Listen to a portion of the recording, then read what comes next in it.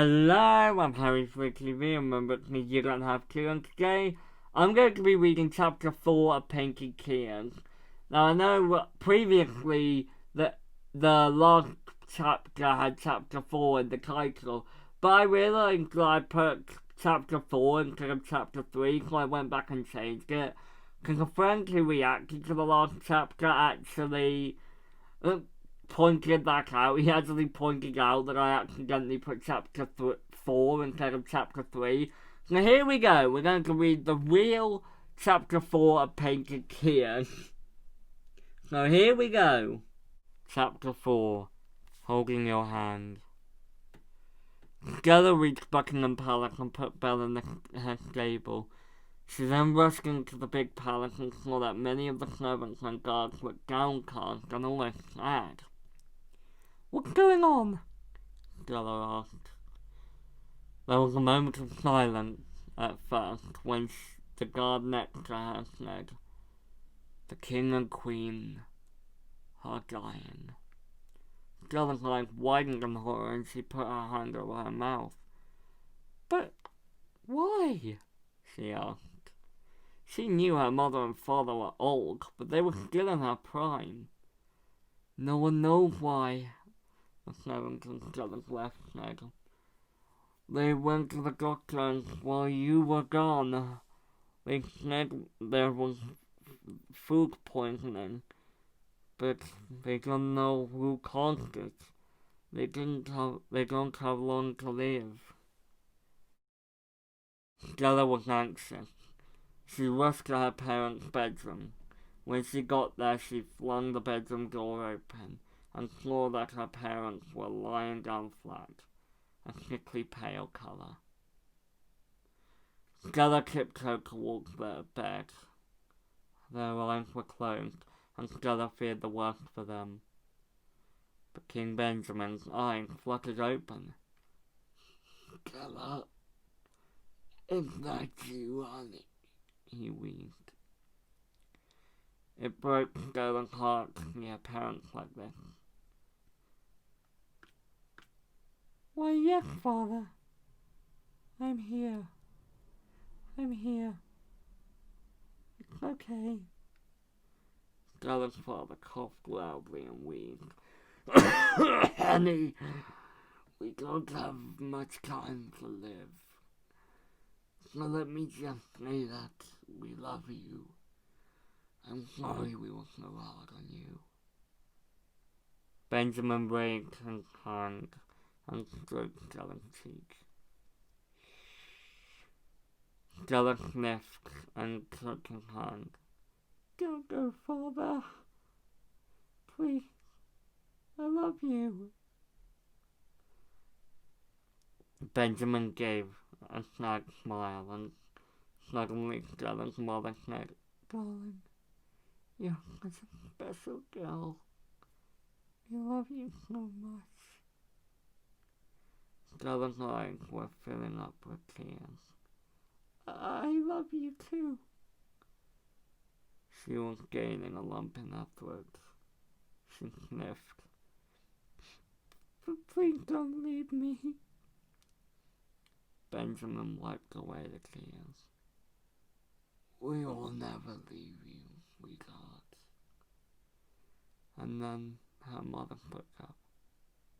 "Just know, look whenever you feel alone.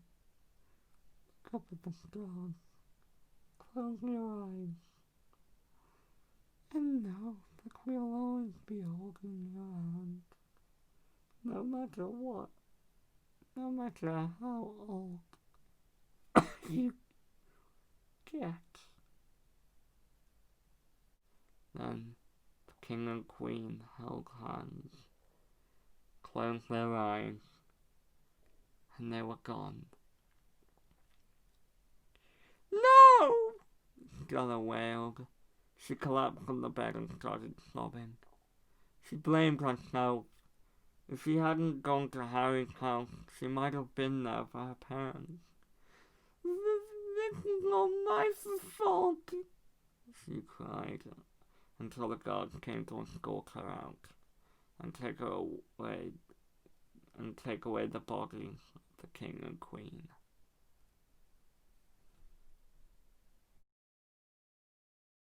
Two weeks later, everyone was getting ready for the funeral.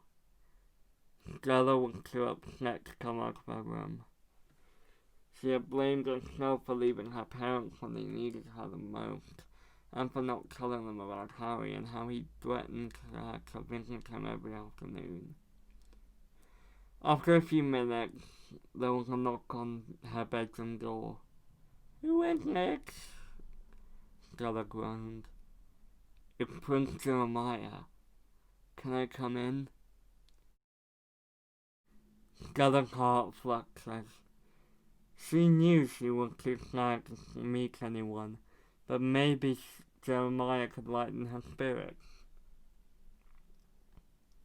"Come in," she said in a forlorn whisper.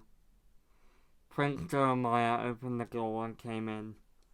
When he saw Stella, his face fell, and he went over to her bed to comfort her. Stella sat up and Jeremiah sat on the bed. "Stella, I heard what happened to your parents. I'm so sorry." Jeremiah rested a hand on Stella's shoulder. "I wish there was something I could do to help." Stella sniffed. "Thanks, Jeremiah. Without you, I don't think I could cope with the loss." Jeremiah gave a sad smile. "Well, if you need anything, just call me, okay?" Stella nodded and sniffed. "Okay." Jeremiah stood up and cleared his throat.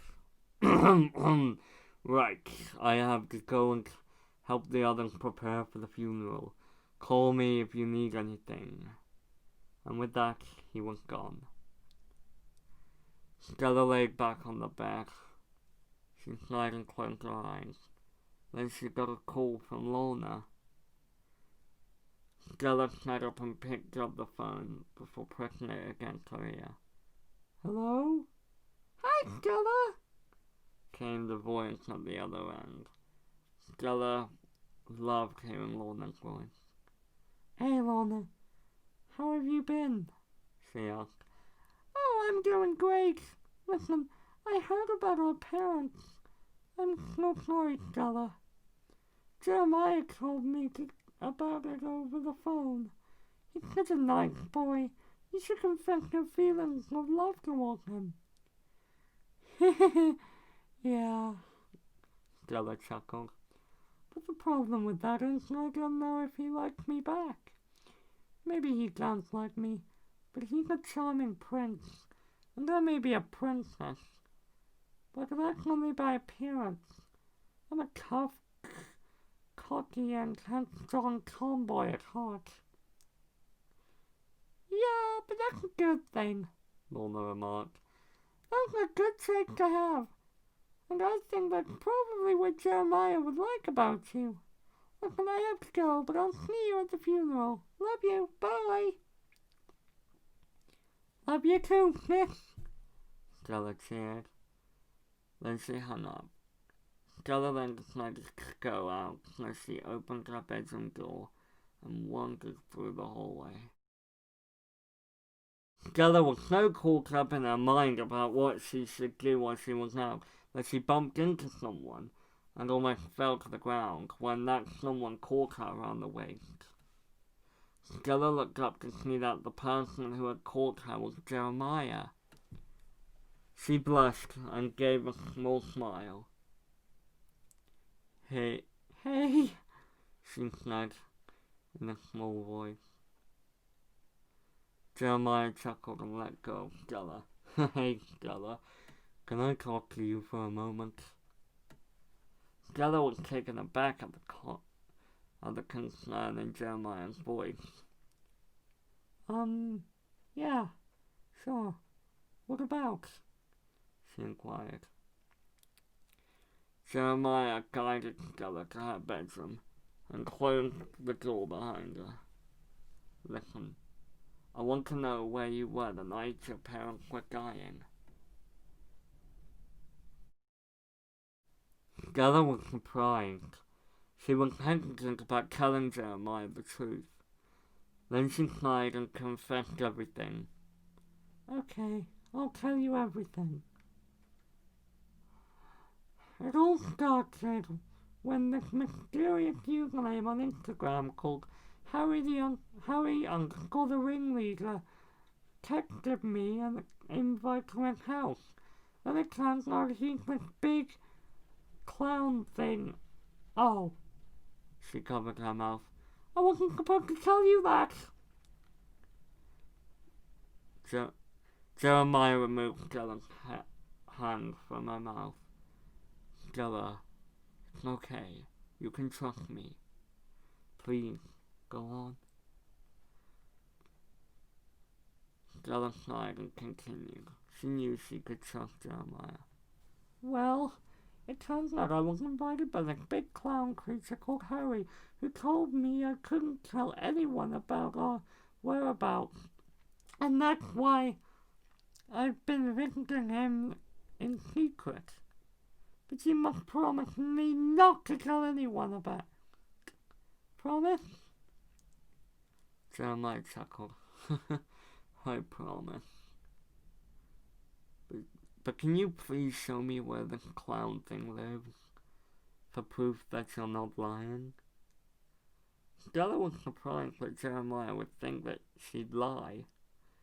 But his eyes were so filled with kindness, and his smile was so handsome, that she nodded in agreement. 10 minutes later, Stella and Jeremiah walked through the forest until they stopped at the big circus house that Harry lived in. Whoa, Jeremiah whispered. So that's where the clown lives? Stella nodded. Jeremiah and Stella saw a bed of blue roses, and Jeremiah took a step forward, but Stella stopped him by grabbing his hand. Wait, we can't enter the house. Harry might not like other visitors besides me, and if he ever found out about you knowing where he lives, then there are consequences for the both of us. Oh, okay. For a moment, Stella thought she could sneak an appointment in Jeremiah's eyes. But then he brightened up and said, Right then, so shall we continue our walk since we're out here? Stella chuckled. Then they both realized that they were still holding hands. Oh! They both cried in unison. But then Stella thought that this was her chance to confess her feelings to Jeremiah. Jeremiah, can I tell you something? Jeremiah nodded. Shoot. They then continued walking, and Stella kept talking. Listen, Jeremiah. She stopped and looked at Jeremiah and took both his hands in hers. I love you. I've always loved your hair, your face, and your kind nature. I love you, Prince Jeremiah.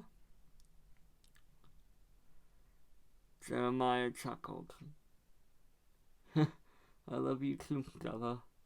Listen, I have to make a call. So let's go back to the palace, okay? Stella was disappointed that they couldn't stay out, but agreed. 10 hours later. Everyone stayed outside, mourning the loss of the king and queen. They were all in black suits and ties, and Stella was wearing a long black dress with a black veil over her face.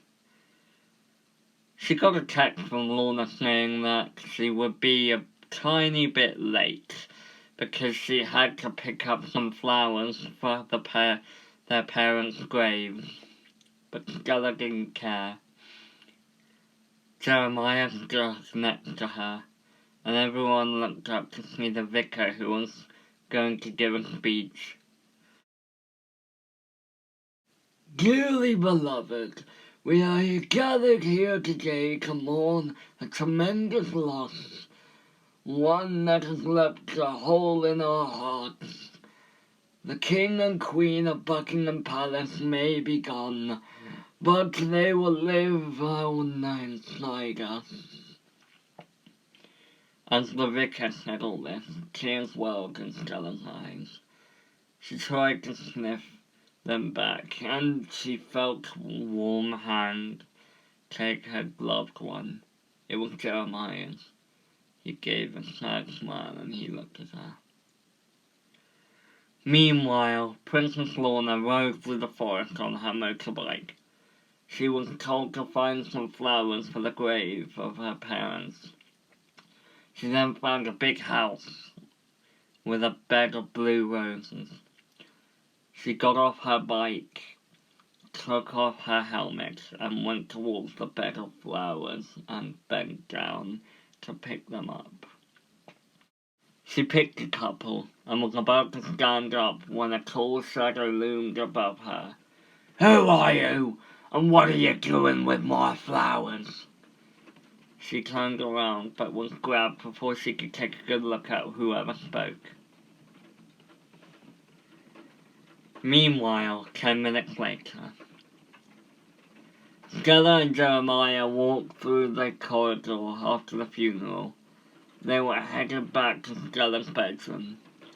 When they reached her bedroom, Stella turned around and said, "Thank you, Jeremiah, for everything." Stella and Jeremiah then hugged, and Stella went to her room. "You're welcome, Stella," Jeremiah said quietly, before turning to walk off. Stella sat down on her bed. She saw a picture of herself, Lorna, and their parents, all grouped together in a family photo. She picked up the photo and sniffed as she studied it. She placed her left hand over it before she gave a sad smile and put the photo back. Stella then received a text from Lorna. She read it and it said, "Stella, help me! I've been taken by a strange clown creature!" Frowny face. "Oh no," Stella thought to herself, and once again she found herself having to go out without anyone noticing. When Stella got to the big circus house, she saw Lorna's motorcycle, as well as some of the blue roses scattered on the grass. "Oh dear Lord," Stella whispered to herself. She ran towards the house and saw that the door was wide open, so went inside. "Lorna, where are you?" she called. Suddenly she heard Lorna's voice say, "Oh, let me go, you big cone-nosed freak!" And she saw Harry step into the light, dragging Lorna with him. He let go of her when he saw Stella. "You!" he cried. He marched towards her, and Stella could see anger in his eyes. She was frightened, and then Harry spoke. "Why did you tell?" he demanded, then pointed at Lorna. "Do you know her?" "Yes," Stella stammered. "That's my sister, Princess Lorna, but I didn't tell her, I swear." Harry took his head. "I know when someone is lying." He then started to come up close to Stella and sniff her. "And you ain't lying." He then stood back up. "But she still has to stay here as a prisoner for trespassing." Stella was horrified at the thought of her sister being a prisoner. "Oh no, please, Harry, don't keep her here." There was silence. Stella thought of what to say next, until she said, "Take me instead." Both Stella and even Harry were surprised and taken aback by this request of sacrifice. "You would take her place?" Harry asked, shocked. Stella looked down and grimaced. "Yes." Harry and Lorna both looked at each other in bewilderment. Then Harry said, "Fine. But you have to give your word that you'll stay here forever." Stella looked at Harry in the eye and said, "I give you my word." "No, Stella!" Lorna cried. "You have to run the kingdom and—" But Harry grabbed Lorna and dragged her outside. Before throwing the girl out, he looked at her and said, "Promise me that you'll come and visit me every afternoon and tell no one about our whereabouts. Got it?" Lorna was about to refuse, but then Stella's pleading eyes that told her to go along with it. So she turned to Harry and nodded. "I promise." Then she ran out of the castle and onto her motorbike. She then put her helmet on and rode off into the night. Harry walked back into the castle and walked towards Stella, who was trying ever so hard not to cry. "You didn't even let me say goodbye. I'll never see her. I'll never see my sister again." Stella spat out through her tears. Harry felt absolutely guilty for the first time in a long while, so he said, "Let me show you to your room." Stella looked up in surprise. "What?" "What? Were you expecting to be locked in a dungeon? Follow me," he grumbled. He walked up the stairs and Stella followed him. They walked through an endless hallway until they reached a master bedroom.